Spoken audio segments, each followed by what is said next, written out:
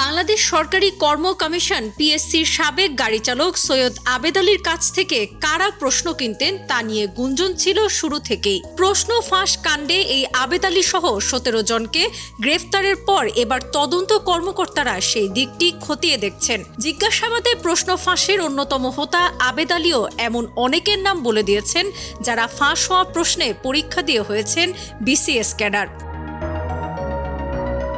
দিন কয়েক আগে প্রশ্ন ফাঁসের ঘটনা প্রকাশ্যে আসতেই নড়েচড়ে বসেছে প্রশাসন। তদন্ত কর্মকর্তারাও পেছনের রাঘব বোয়ালদের খোঁজে তৎপর। প্রশ্ন ফাঁসে জড়িত আবেদ আলী তার স্বীকারোক্তিতে প্রশ্ন বিক্রি করে টাকা নেওয়া এবং এর সঙ্গে কে বা কারা জড়িত তার সবকিছুই জানিয়েছেন।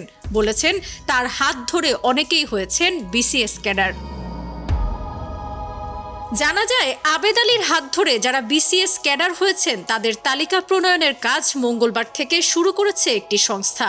প্রশাসনের সব শাখাতেই ফাঁস হওয়া প্রশ্নের মাধ্যমে অনেকেই বিসিএস ক্যাডার হয়েছেন। আবেদ আলীর স্বীকারোক্তিতে জানা যায় বিসিএস এর একটি ব্যাচ থেকে শত শত কোটি টাকা কামিয়েছেন তারা। গণমাধ্যমের খবরে উঠে এসেছে রাজধানী ঢাকায় আবেদ আলীর একটি 6 তলা বাড়ি, 3টি ফ্ল্যাট ও একটি গাড়ি রয়েছে। গ্রামের বাড়িতে রয়েছে ডুপ্লেক্স ভবন। নামে বেনামে প্রশ্ন ফাঁস কাণ্ডের এই হোতার রয়েছে আরও বিপুল সম্পদ। অপরাধ বিশেষজ্ঞরা বলছেন ড্রাইভার আবেদ আলী যদি শত শত কোটি টাকার মালিক হন তাহলে তিনি যেসব কর্মকর্তার গাড়ি চালিয়েছেন তারা কত হাজার কোটি টাকার মালিক তার বলার অপেক্ষা রাখে না। এর আগে প্রশ্ন ফাঁস কাণ্ডে পিএসসির সদস্য মাহফুজুর রহমানের বিরুদ্ধে মামলা হলে তিনি দেশ ছেড়ে পালিয়ে যান।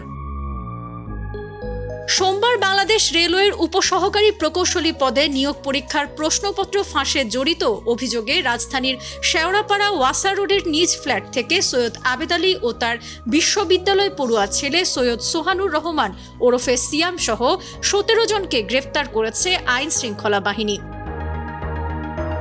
বিসিএস এর ক্যাডার এবং নন ক্যাডার পদের 30টি নিয়োগ পরীক্ষার প্রশ্ন ফাঁসের ঘটনায় গ্রেপ্তার 17 জনের মধ্যে 7 জন স্বীকারোক্তিমূলক জবানবন্দি দিয়েছেন।